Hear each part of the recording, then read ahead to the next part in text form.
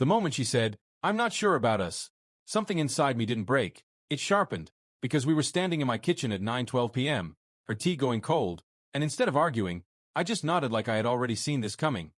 We had been together for 3 years, sharing rent, routines, and plans, but somewhere along the way her calling me safe stopped being a compliment and started feeling like a quiet downgrade, and I noticed the shift in small things.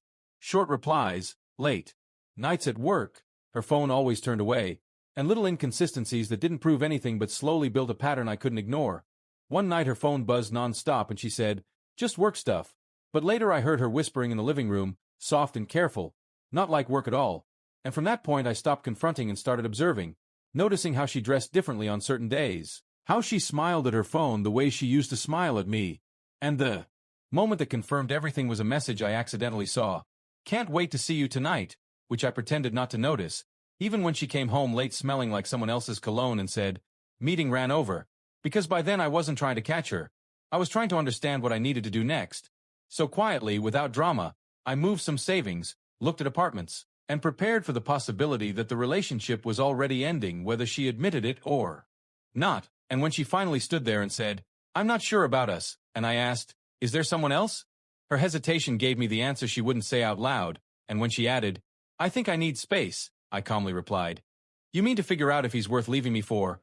Which threw her off because she expected confusion or begging, not clarity, and that's when I told her, "You don't need space, I'll make it easy."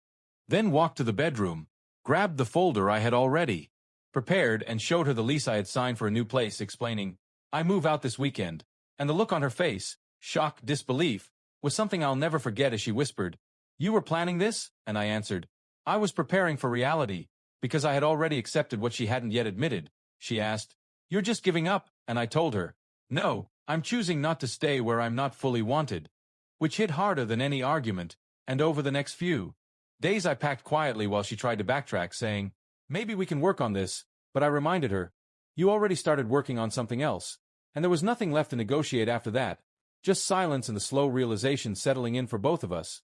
On the day I left, she stood by the door and said, "I didn't think you'd actually go through with it," and I replied, "You weren't sure about us. I just made the decision you couldn't." And that was the moment she had nothing left to say, no explanation, no defense, just silence. And as I walked out carrying the last box, it hurt, but it also felt clean, like choosing clarity over confusion. Because in the end I didn't need to know how things would turn out for her or the other guy. I just needed to know that I respected myself enough to leave before someone else decided my worth for me.